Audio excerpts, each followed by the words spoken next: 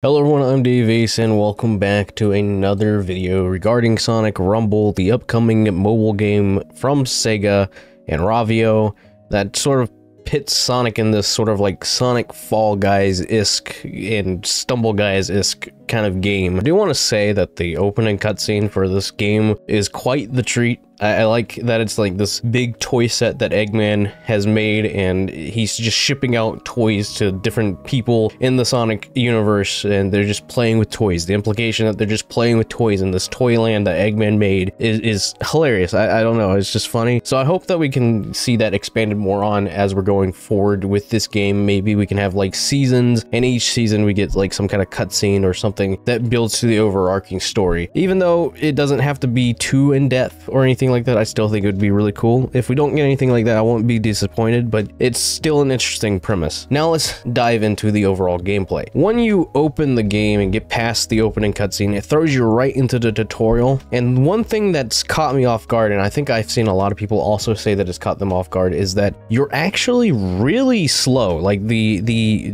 base speed for a character is super slow, and they even have like an in-game buff that allows you to run a little bit faster, and you can keep this buff if you, I think if you rank in the top 3, or at least if you come in first in the first like little race thing, it has carried it over for me. I've noticed that every single time I've come into first place, it carries over the buff for the next round. I don't know if you can consistently keep this going depending on where you're at. I don't know if it only applies to the second round or if you can carry that over to the third round, because the second round is more team-based and then the third round is more survival. So I'm not sure if that ever carries over. I haven't really been paying too much attention. I just know that carries over from the first round, which is usually a race. But yeah, the main complaint that I've seen, and the main complaint that I would have for it, is that it is pretty slow. Very slower than you would imagine. Sometimes it doesn't even feel like I'm going the right speed, and I wish that there was just a little bit of a kick to it. I wish there were more ways of gaining speed. You have speed panels, you have the obvious item for speed up, which is very nice. It gives you a very nice like boost to speed, definitely around the lines of somewhere that I think, you know, the speed should be.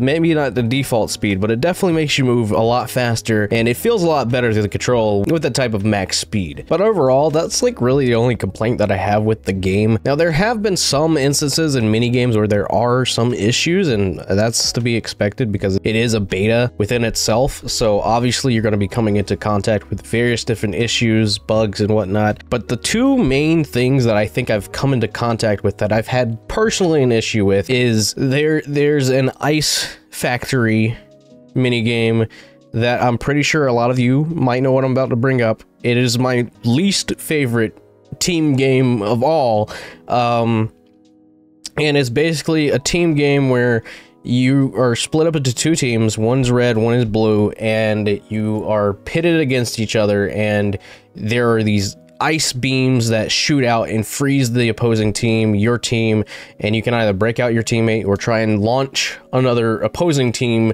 And depending on how many people you get out from your team versus the opposite team, you know, the team with the most takeouts wins, basically.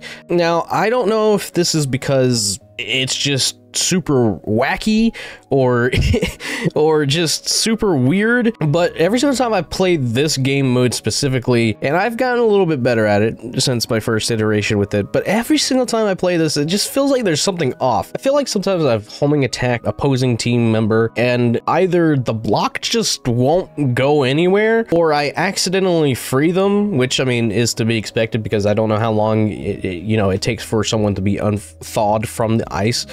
But the fact that I can homing attack it, and then there's like, you know, little to no reaction whatsoever, or maybe like a delayed reaction and it starts going, but also it just feels like the force of the homing attack doesn't really matter, because it feels like sometimes I can actually homing attack something and it will just go, and then there's some times where I'll homing attack something and it just like a little nudge, and then there's times where it just doesn't do anything at all. I don't know if I have the footage in this footage that I'm showcasing right here, but there was one time when I was frozen in this mini game and someone literally walked up to me and tapped me, and like that from doing that, it moved me. So I was like, okay, I didn't know you could actually do that. And when I tried to do it to an opposing team member that was frozen, it didn't move.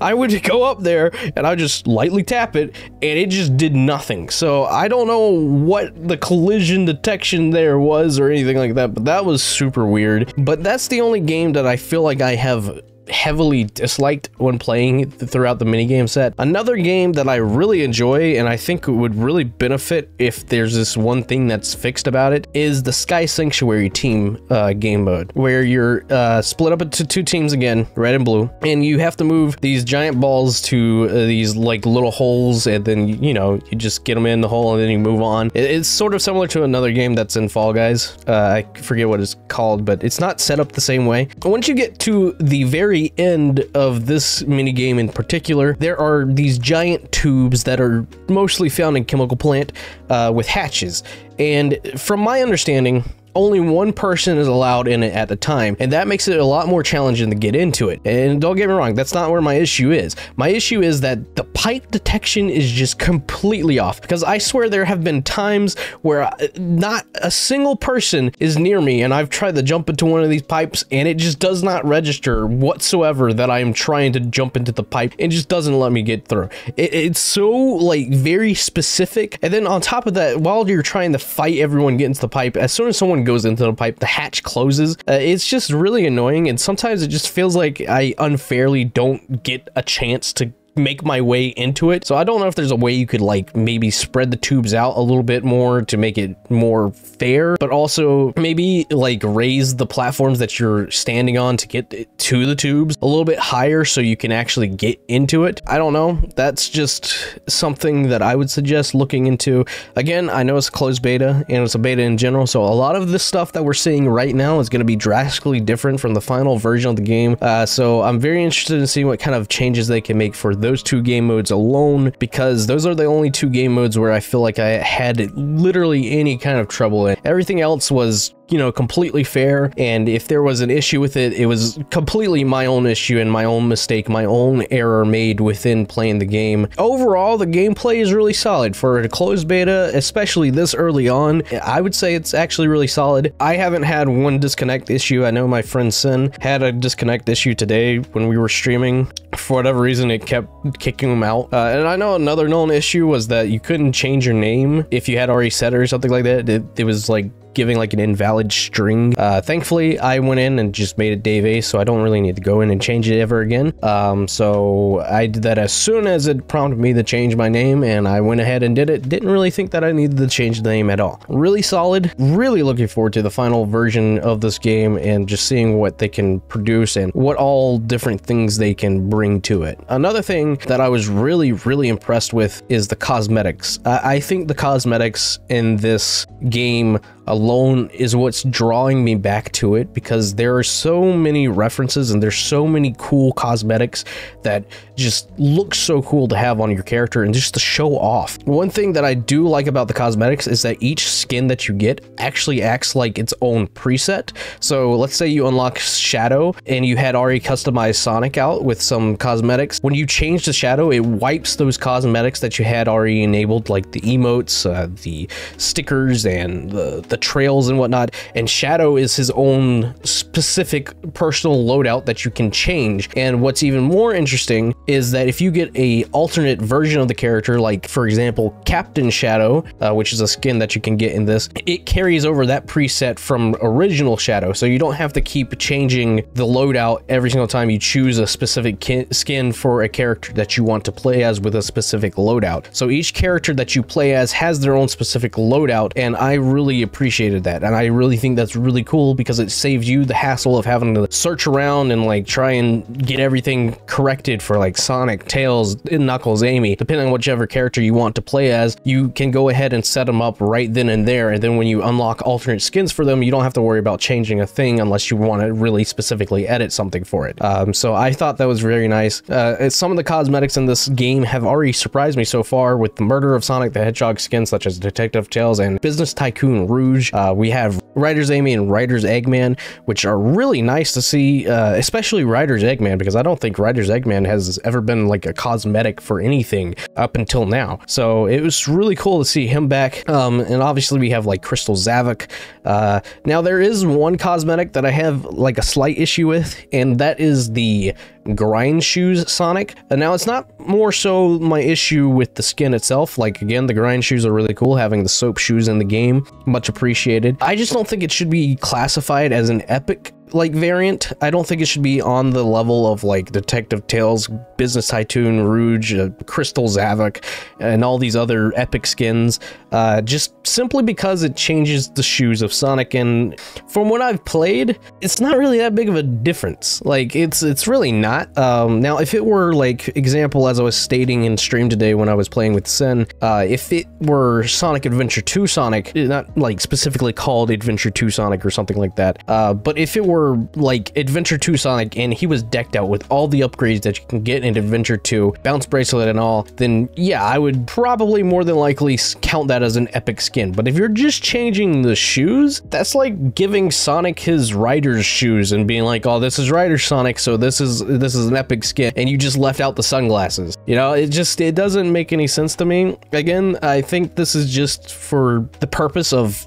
allowing people to play as Grind Shoe Sonic for a premium price with the rings in the closed beta, but I just don't really see it necessary, and I do hope that he gets taken down a little bit to, like, I don't know, something similar to the likes of Ryder's Amy and Ryder's Eggman pricing, where they're both 10,000 rings each rather than 50,000 rings each. That was really the only skin ranking that I kind of disagreed with, but everything else here was pretty cool. And I do like that each character have their own emotes. Like, Tails has this like arm cannon emote that's a clear reference to Sonic Battle, which was really cool. Sonic has this really cool like spin animation that you can get from doing the challenge mode, and I'll get into challenge mode in a little bit. And there's like tons of stickers for character specific stickers. Chow are back and they look awesome. You can get Amo Chow, Hero Chow, you can get the Egg Chow, you can get like the Dark Chow, you can get so many Chow in this, and I think that's really cool. But you can only equip one and they don't really give you any kind of buffs, so I'm hoping that, like, depending on the type of Chow that you get, it comes with a buff or gives you the opportunity to have some kind of buff, as well as I just hope that you can equip more than one.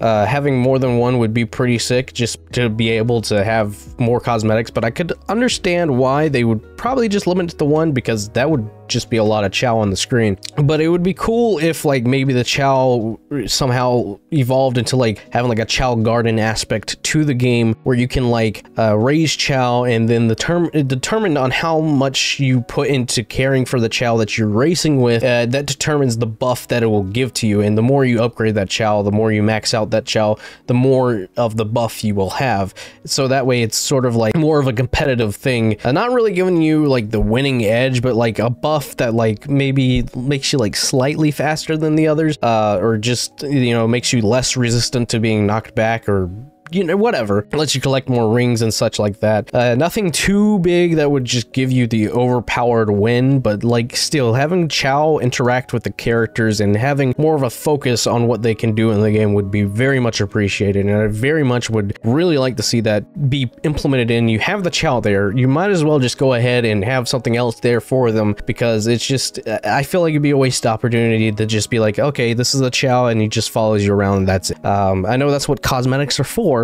but I feel like there's like a side of the game that could be even more interesting if you decided to expand more onto it with possible Chow Garden mode. There are some character specific emotes, like I said. I really, again, like the cosmetics and the choices that they chose to go with in this game.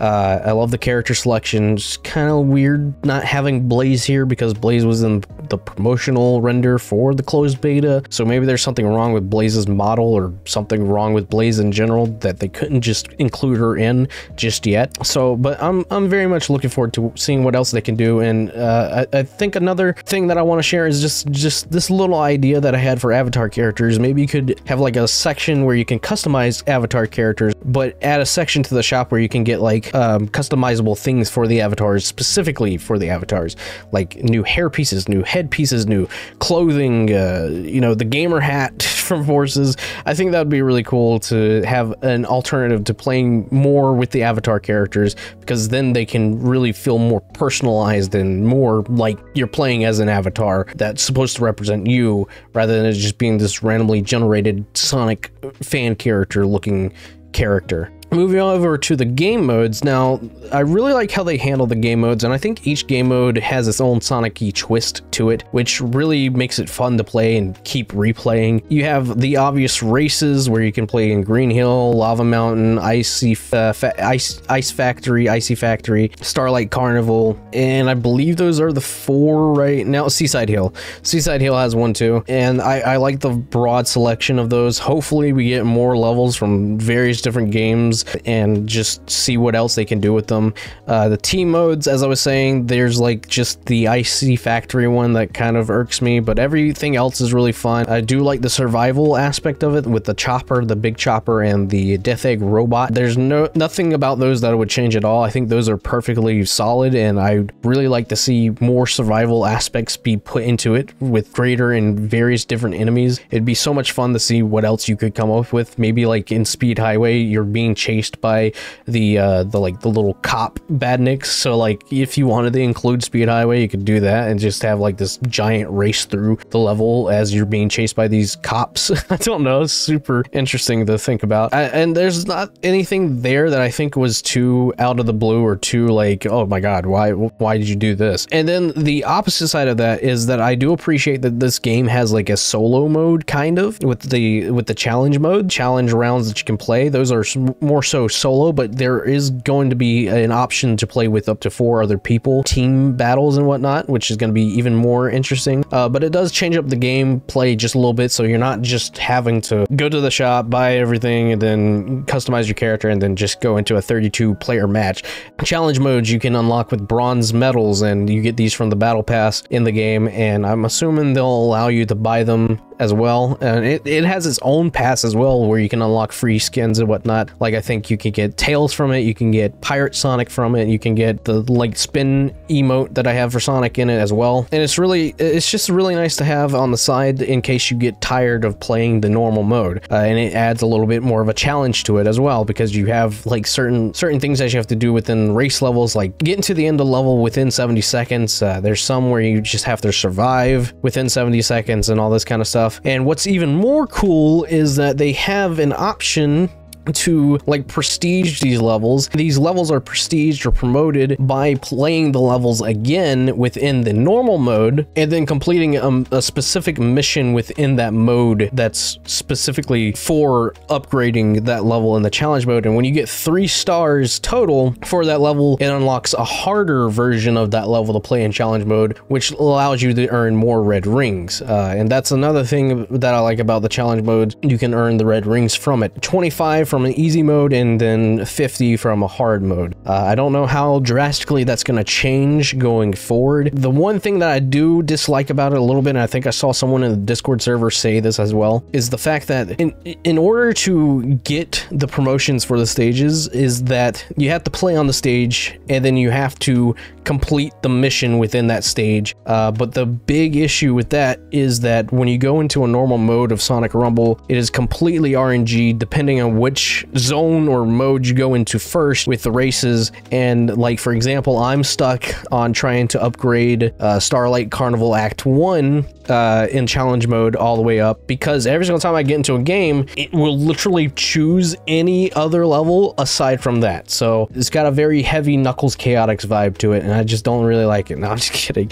I think there needs to be some kind of adjustment or something that will allow the game to look at what the character or the player needs to promote for the challenge mode specifically, and just be like, oh, you know, you have 1 star for this challenge mode, you haven't played on this level in a while, so let's go ahead and choose this level for you. And this could be like calculated among various different players who just don't have a certain challenge mode completed. You could just throw them all into one lobby. Like if like 32 players need to upgrade Starlight Carnival, just randomly drag those 32 players into a lobby and have them play on the Starlight Carnival Act 1, and and then just get it done and over with. I'm not sure how difficult that would be, but that is a suggestion that I have when it comes into regards for promoting the challenge modes. But I think overall, the game modes that they have here are really, really nice. Maybe I'll do like a separate video talking about different game modes that I would like to see possibly get in, and just some ideas that I have for specific game modes that I would like to see get in. We'll see. But yeah, game modes are fun. They're very much replayable, and I don't know. I really like it. I feel like I say this about a lot of mobile games whenever I get into it. It's just, I really like it. It just feels like I'm never going to stop playing it, but there's a side of me that just knows that there will come a time where I'll just put the game down for a little bit. So overall, Sonic Rumble is great. I wish that this closed beta allowed you to get a taste of what it's like to do matchmaking with a team of 4 people, or at least, you know, a team of friends, allowing you to really explore the possibilities of what you can do with friends in this, as well as just making friends on the game itself. I'm sure there's probably going to be like this huge social aspect brought to the game somehow. I would really like to see just more ways of interacting with characters, or just playing with more people. And overall, I just really think it's fun. It's a fun time. It's great. It's really nice to just like pull up and just get like a match of a run through of the game done within like 15-20 minutes, and then, you know, if you want to do it again, do it again. It's nice to be able to have something that you can just go to and kill some time while getting a little bit of a Sonic vibe from it, and just really enjoy yourself with all these different references through the cosmetics and just having fun. I don't know. It's really interesting, and I really can see this game lasting a really long time if Sega and, you know, the Rovio actually put some more time and effort into it. This could potentially be one of the best Sonic games on mobile, and I look forward to the future of it, and I hope that there's more betas in the future, because just having this little small taste of it and then having it stripped away and being like, okay, see you in winter, I don't know. It would feel very, very upsetting to not be able to at least have another test, you know, maybe in like November or September, just to see what else has changed, and I don't know, maybe help them collect more data about it and stuff like that. But yeah, Sonic Rumble's fun. I look forward to the overall launch. I will be covering it a lot. And yeah, thank you so much for watching and for sitting through my rambling of Sonic Rumble. Let me know what you like about Sonic Rumble in the comments down below. Is there anything that you could suggest to the devs if you have played it or would like to see in the game? Just comment down below. Hopefully they'll see this video. No guarantee. But be sure to like and subscribe and click that post notification bell to keep up with more Sonic multiverses, just anything from me in general. And I'll catch you guys in the next video.